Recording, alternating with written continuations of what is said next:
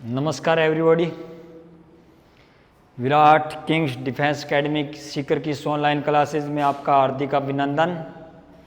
मैं बजरंग सहू बात कर रहे थे दोस्तों आर्मी मैथ्स की, और टॉपिक चल रहा था औसत एवरेज। एक टाइप टॉपिक की दो टाइप पढ़ चुके थे पिछले वीडियो में, आगे उसी को कंटिन्यू करते हुए देखिएगा।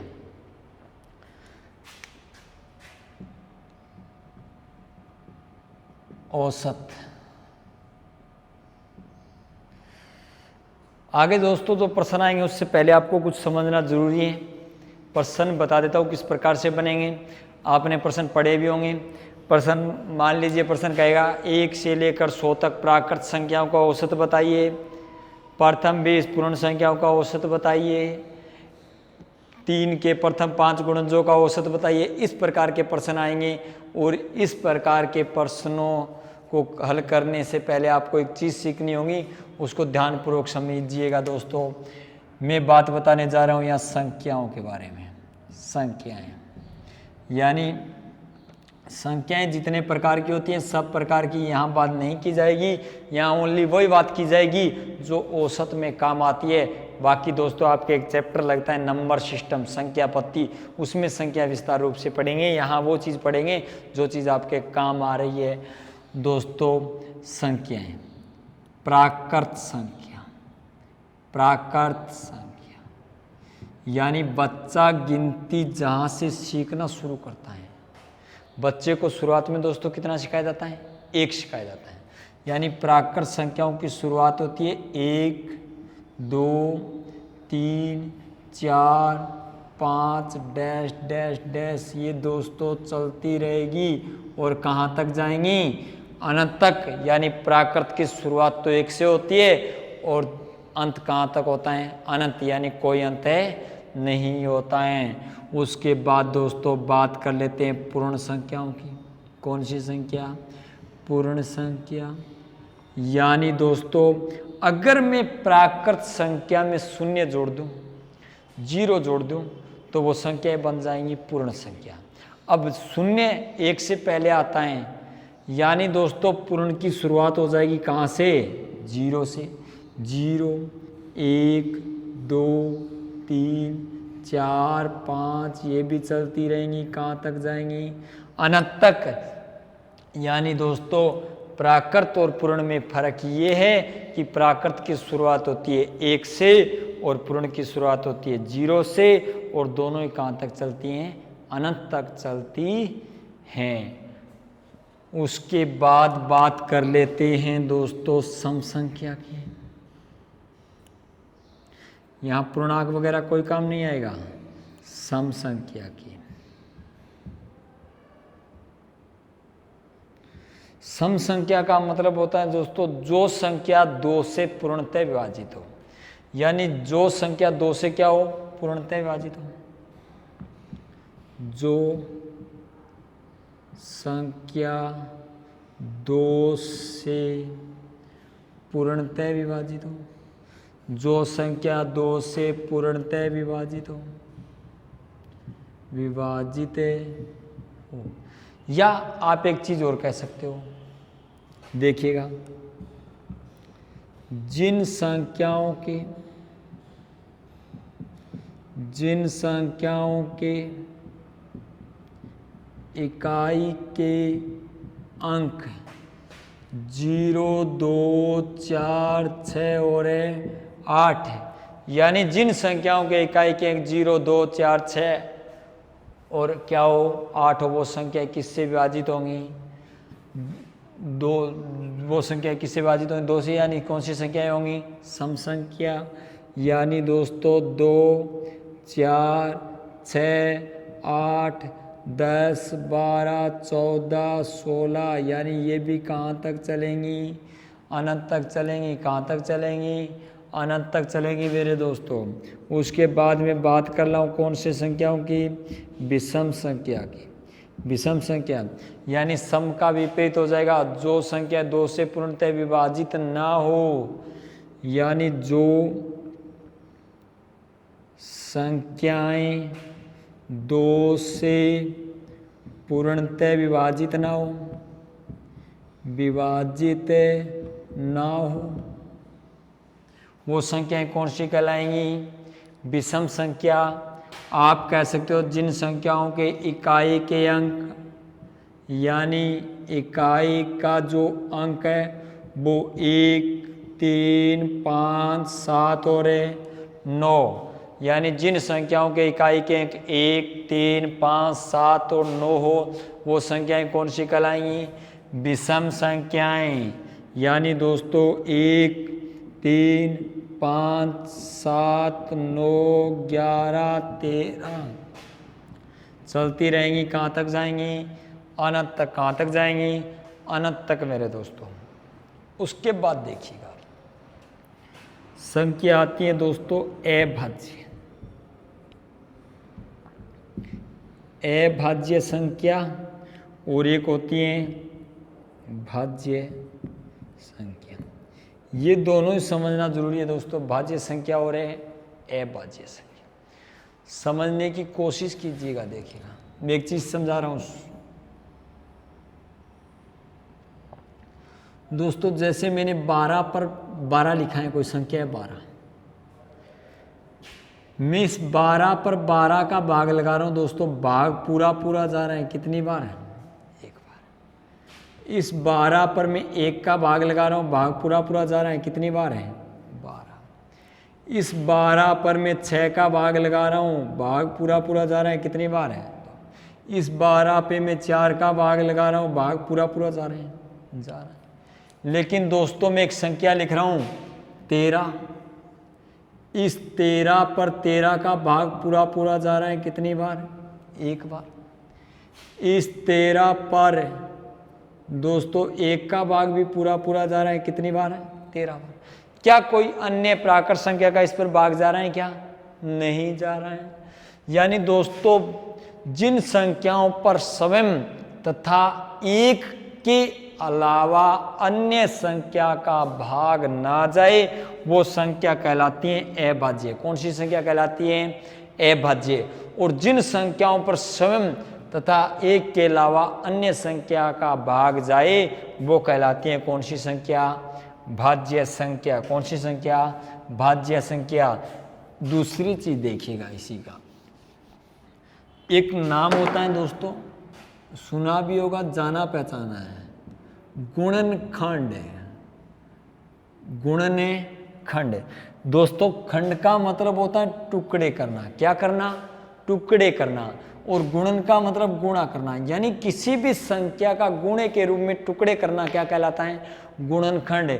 मैं आपको कहूं कि आप 18 के गुणनखंड कीजिए तो आप कह सकते हो 9 इंटू 2, 9 इंटू 2। आप कह सकते हो 6 इंटू 3। लेकिन दोस्तों मैं आपसे कहूं कि 19 के गुणनखंड कीजिए तो 19 का कोई गुणनखंड नहीं होगा, यानी आप लिख सकते हो 19 है इंटू 1। ये गुणनखंड नहीं है, क्योंकि दोस्तों 1 को किसी भी संख्या से गुणा कर दीजिए कोई फर्क नहीं पड़ेगा। यानी 18 के तो क्या हो रहे हैं? गुणनखंड हो रहे हैं, 19 के गुणनखंड नहीं हो रहे हैं। तो जिन संख्याओं के गुणनखंड हो, टुकड़े हो, वो कहलाती हैं दोस्तों भाज्य संख्या। और जिन संख्याओं के गुणनखंड ना हो वो कहलाती हैं अभाज्य संख्या। छोटी परिभाषा बन गई। जिन संख्याओं के गुणनखंड, जिन संख्याओं के गुणनखंड ना हो वो क्या कहलाती हैं? अभाज्य संख्या। जिन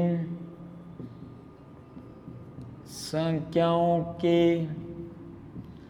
गुणनखंड हो वो क्या कहलाती हैं?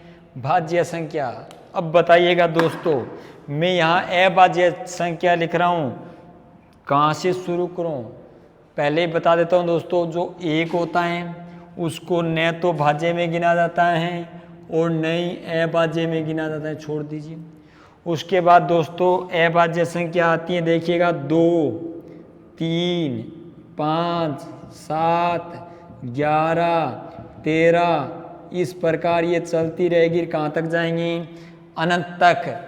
यानी दोस्तों 2 पर 2 का भाग जा रहे हैं और उसके अलावा कितने का भाग जा रहे हैं? 1 का, और कोई संख्या का भाग नहीं जा रहे हैं। यानी 2 के गुणनखंड नहीं हो रहे हैं, टुकड़े नहीं हो रहे हैं। तो 2 कौन सी संख्या हो गई? अभाज्य।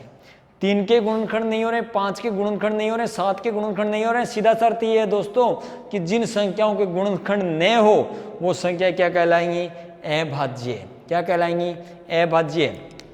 और जब दोस्तों 1 से 50 तक जाते हो तो 15 अभाज्य संख्या आती है।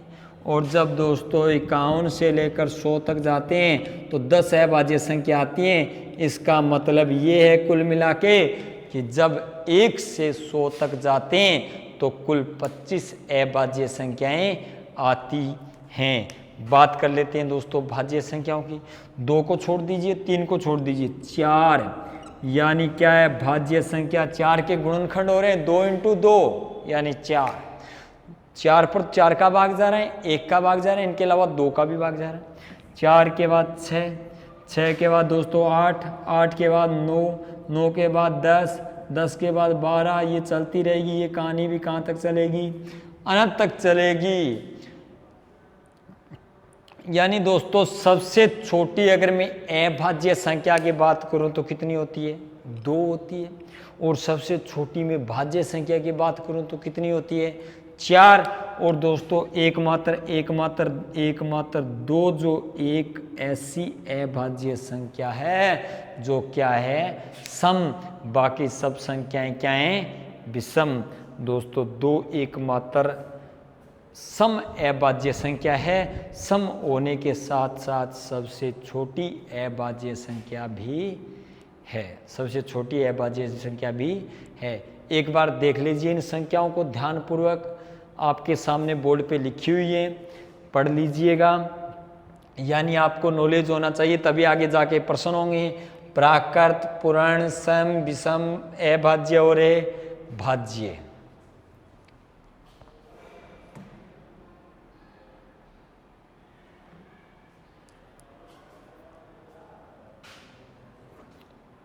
एक चीज और देखिएगा इसमें,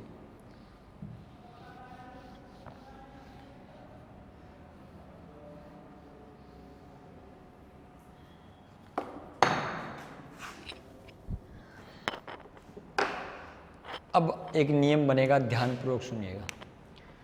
अगर मैं बात करूं दोस्तों प्राकृत संख्या की तो आपको अंतर देखना है। देखिए 1 और 2 के बीच अंतर 1 का, 2 और 3 के बीच अंतर 1 का, 3 और 4 के बीच अंतर 1 का, 4 और 5 के बीच अंतर है 1 का।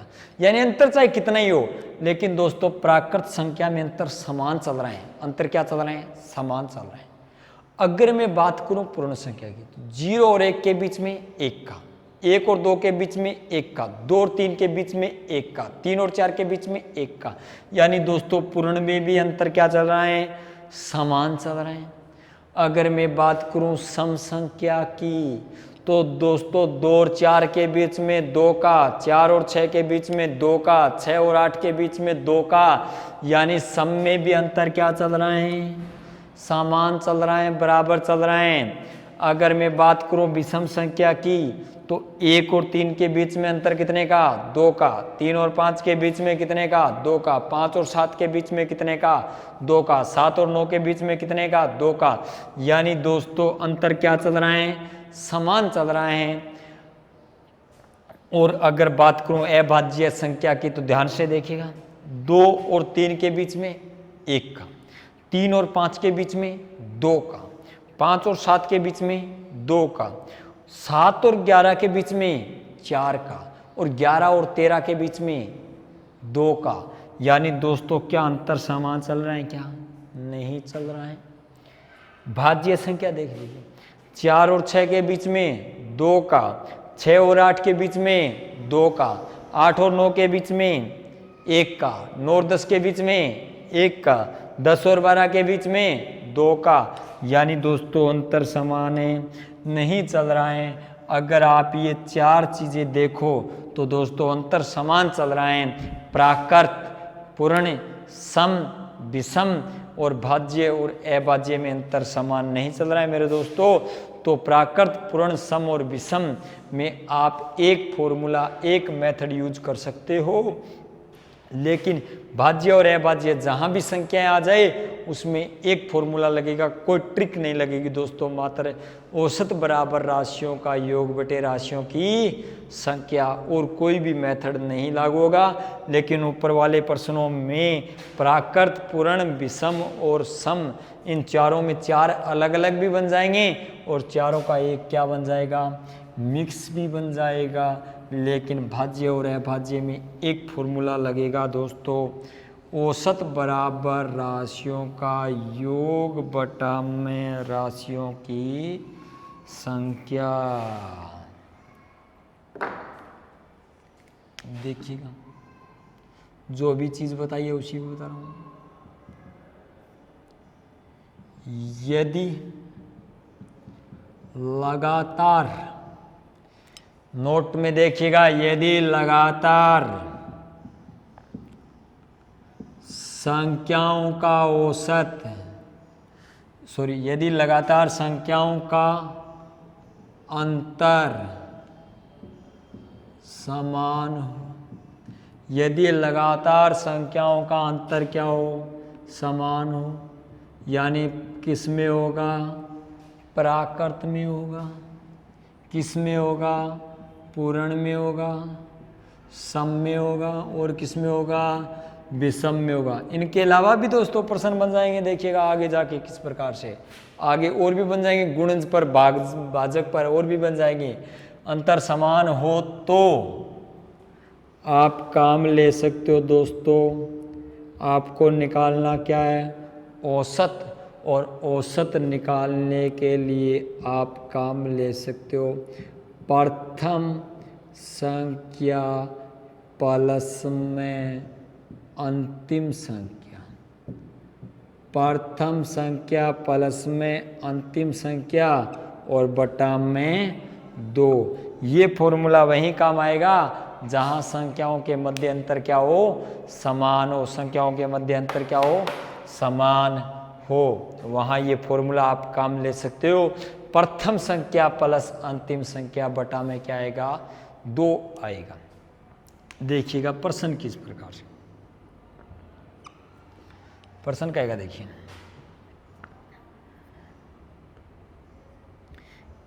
एक से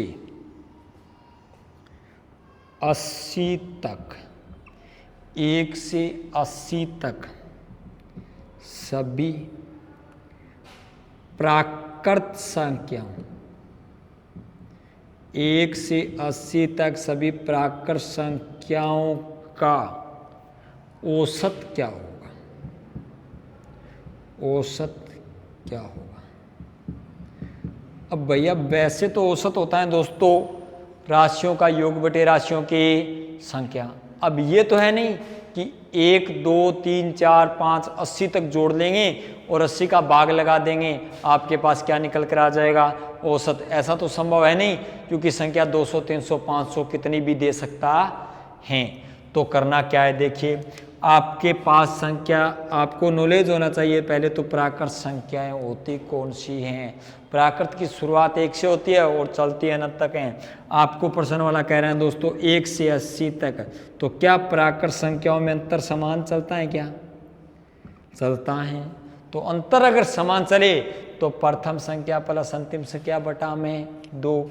तो प्रथम संख्या कितनी है, 1, प्लस में अंतिम संख्या कहाँ तक जाना है, आपको 80 तक जाना है, और बटे में कितना आ जाएगा, 2। यानी दोस्तों 80 रे कितने हो गए, 81 बटा में 2, और जब 81 पर 2 का भाग लगाओगे तो 40.5, यानी आपके पास प्रश्न का आंसर निकल कर आ जाएगा।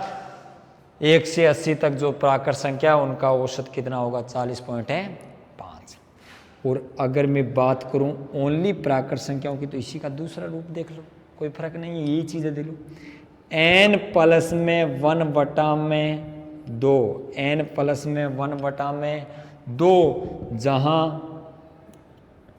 n बराबर है दोस्तों अंतिम संख्या, अंतिम संख्या कोई फर्क नहीं है, देख ले सकते हो n अंतिम संख्या कहाँ तक जाना है 80 तक, तो 80 प्लस में 1/2 यानी हल करोगे तो वही बात आएगी दोस्तों 81/2 यानी 40.5। ये जो चीज़ बताइए ये ओनली प्राकृत पे काम आएगी, लेकिन ये जो चीज़ है ये प्राकृत पे भी काम आ जाएगी, पूर्ण पे भी आ जाएगी, सम पे भी आ जाएगी और विषम पे भी आ जाएगी। देखिएगा, देखते हैं अगला क्वेश्चन।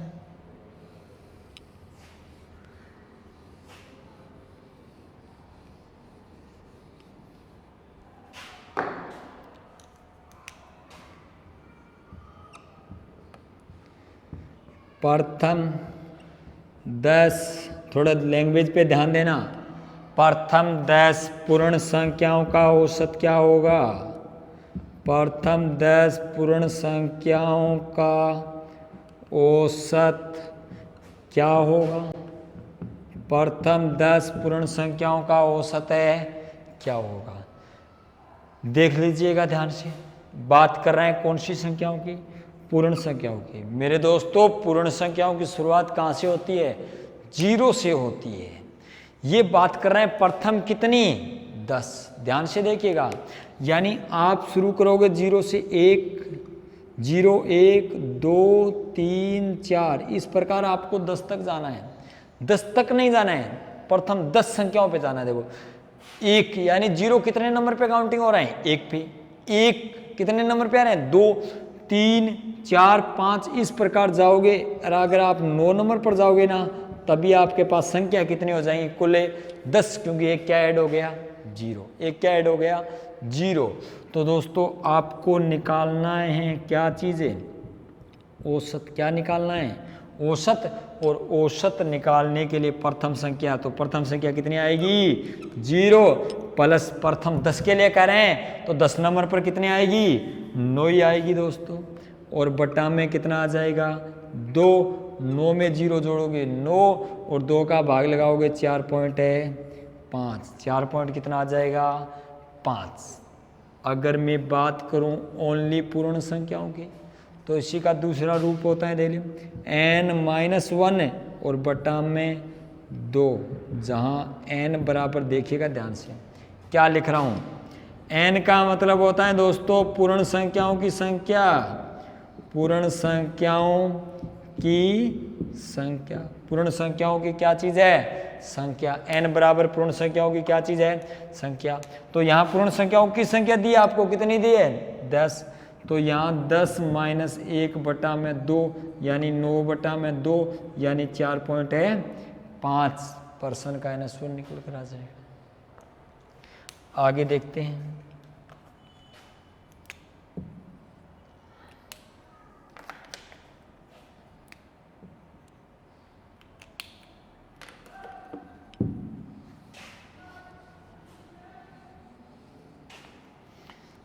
बात कर ली प्राकृत की और बात कर ली दोस्तों पूर्ण की।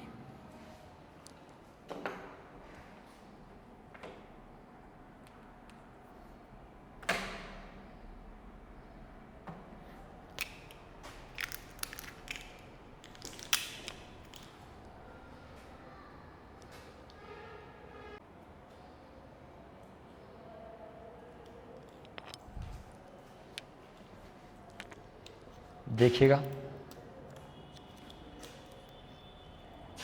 अगला क्वेश्चन।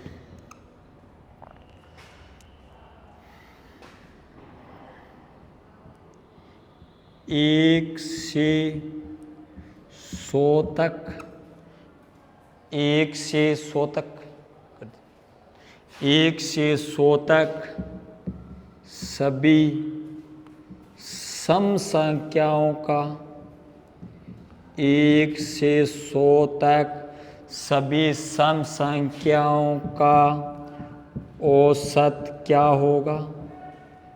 औसत क्या होगा? प्रश्न वाला आपसे ये कह रहे हैं कि 1 से 100 तक सभी जो सम संख्या, अब की बात कर रहे हैं किसकी दोस्तों? सम संख्याओं की क्या होगा? औसत क्या होगा ये पूछा है, तो सब में भी अंतर समान चलता है। तो फॉर्मूला लगा दीजिए, औसत बराबर प्रथम संख्या प्लस में अंतिम संख्या। तो दोस्तों अब की बार काम क्या लेना है, सम संख्याएं काम लेनी है। तो एक तो क्या होती है, विषम प्रथम संख्या। तो प्रथम सम संख्या कितनी काम लोगे, 2। कितनी काम लोगे, 2। प्लस में अंतिम सम संख्या, तो 100 खुद क्या है, सम है, तो बटा में 2। अगर 100 में 2 जोड़ोगे तो 102, बटा में 2 हल करोगे तो कितना आ जाएगा, 51। यानी 1 से 100 तक सभी जो सम संख्याएं हैं उनका औसत कितना निकल कर आएगा, 51 निकल कर आएगा। अगर मैं बात करूं दोस्तों सम संख्याओं की, तो औसत निकालने के लिए फॉर्मूला होता है n+1, लेकिन जहां n बराबर क्या होगा, सम संख्याओं की संख्या। ये जो अब लिखा है ये केवल सम के लिए लागू होगा दोस्तों, न प्राकृत के लिए होगा, न पूर्ण के लिए होगा, न विषम के लिए होगा। ये ओनली सम के लिए लागू होगा, n+1। लेकिन n का मान देख लीजिए ध्यानपूर्वक, n का मतलब सम संख्याओं की संख्या। दोस्तों जब आप 1 से 100 तक जाओगे तो कुल आपके पास संख्या कितनी हो जाएंगी, 100, और 100 में 50 तो क्या होंगी, सम, और 50 ही क्या होंगी, विषम। यहाँ आपको सम संख्याओं की संख्या डालनी है। तो सम संख्याओं की संख्या कितनी होगी, 50। 50 और 1 कितना हो गया, 51। तो सम संख्याओं की संख्या दोस्तों निकल कर आ जाएगी कितनी, 51।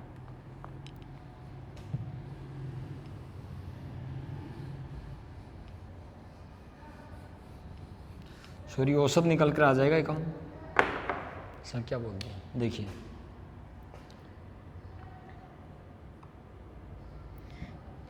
एक से 60 तक सभी विषम संख्याओं का, 1 से 60 तक सभी विषम संख्याओं का औसत क्या होगा।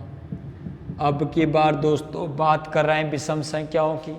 अब की बार बात किसकी कर रहे हैं, विषम संख्याओं की। 1 से कहाँ तक जाना है, 60 तक।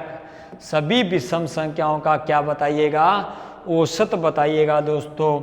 तो विषम में भी औसत निकालने के लिए यही फॉर्मूला काम में आ जाएगा, क्योंकि अंतर क्या चलता है, समान चलता है। प्रथम संख्या, तो प्रथम 1, यानी 1 क्या है, विषम है, ये लो 1। प्लस में अंतिम संख्या, तो दोस्तों 60 सम है, विषम नहीं है। हमें अंतिम संख्या कौन सी लेनी है, विषम। तो दोस्तों अंतिम संख्या कितनी हो जाएगी, 59 हो जाएगी। और भाग लगा दें कितने का, 2 का। 59 कितने हो जाएंगी, 60 बटा में 2, यानी उत्तर निकल कर कितना आ जाएगा, 30 आ जाएगा दोस्तों।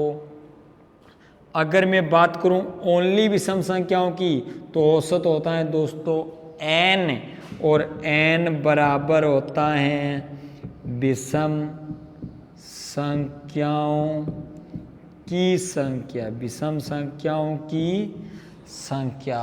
ध्यान से देखिएगा, जब आप 1 से 60 तक जाओगे तो आपके पास कुल संख्या कितनी हो जाएंगी, 60।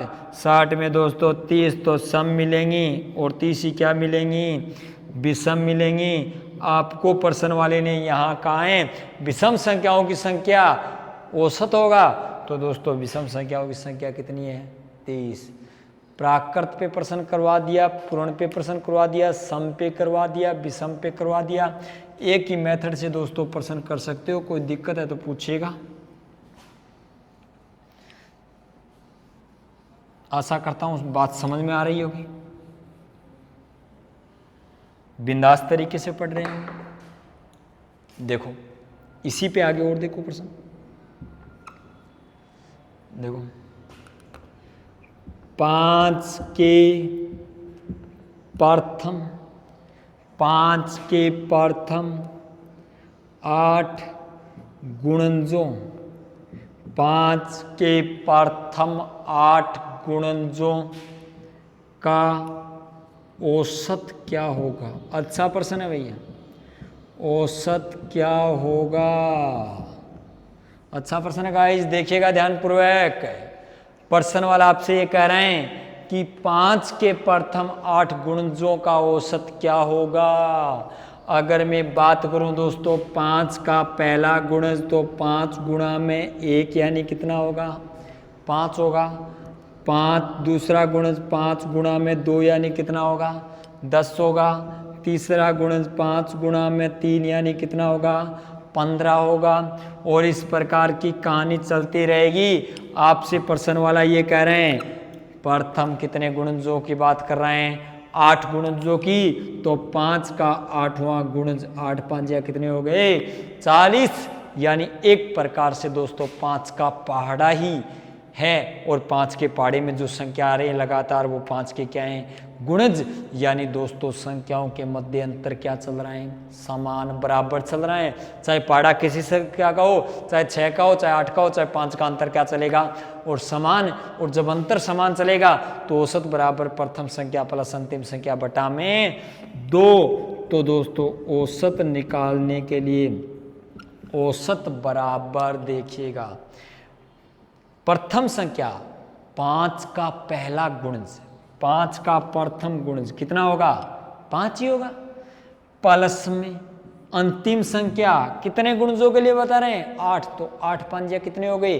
40। यानी 8वां गुणज कितना होगा? 40। और बटा में कितना होगा? 2। 40 में 5 जोड़ोगे दोस्तों कितना होगा? 45 बटा में 2। 45 पर 2 का भाग लगाओगे तो 22.5। यानी अगर कोई भी प्रश्न गुणजों पर आए तो आप कर सकते हो इस प्रकार से, मौखिक रूप से प्रश्न कीजिएगा। मैं आपसे बोलूं कि 4 के प्रथम 6 गुणजों का औसत क्या होगा? यानी 4 के प्रथम 6 गुणजों का औसत क्या होगा? 4 का प्रथम गुणज कितना होगा? 4। और छठा गुणज 6 चौका 24। दोनों को जोड़ दो, प्रथम प्लस अंतिम। 24 और 4 कितने हो गए? 28। और 28 पर 2 का भाग लगा दीजिए, कितना आ जाएगा? 14। प्रश्न का आंसर आ गया। यानी गुणजों की जहां भी बात की जाए आप प्रश्न को इस तरीके से कर सकते हो। आगे और देखिएगा एक प्रश्न इसी मेथड से हो रहे हैं। देखिए अंतर वाले से, अंतर समान होने के कारण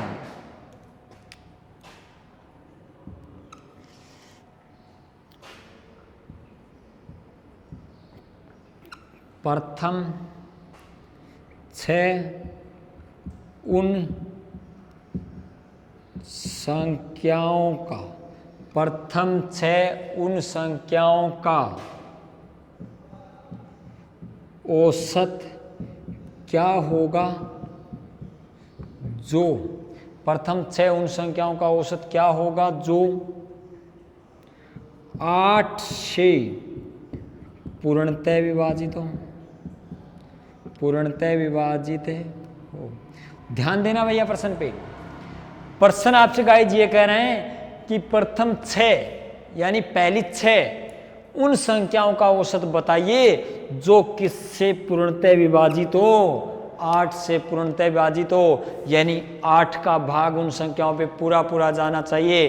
तो दोस्तों 8 से पूर्णतः विभाजित होने वाली संख्या पहली कितनी होगी? 8 होगी। कितनी होगी? 8। 8 के बाद 16, 16 के बाद 24, 24 के बाद 32। यानी एक प्रकार से 8 के पहाड़े में आने वाली संख्याएं 8 से पूर्णतः क्या होंगी? विभाजित होंगी। और 8 के पहाड़े का मतलब अंतर क्या रहेगा? समान रहेगा दोस्तों। और अगर अंतर समान रहेगा तो काम वही है, औसत बराबर। प्रथम संख्या कितनी है? 8 से पूर्णतः विभाजित होने वाली प्रथम संख्या कितनी है? 8। प्लस में कितनी संख्या तक जाना है? 6। तो 8 छिका कितने हो गए? 48 हो गए। और बटे में कितना हो गया? 2। यानी 8 से पूर्णतः विभाजित होने वाली पहली संख्या कितनी होगी? 8 ही होगी। अंतिम संख्या 6 तक जाना है तो 8 छिका 48 होगी।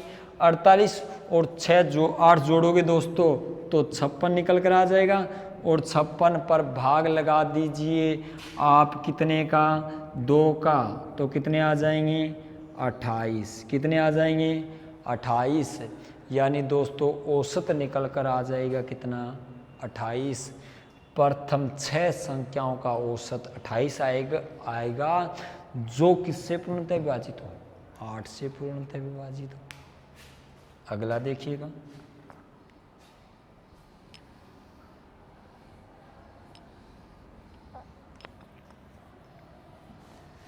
ये मिटा रहा हूँ, ये इस पे जो प्रश्न बन रहे थे वो करवा दिए। अब एक क्वेश्चन देखिएगा, प्रथम 5 अभाज्य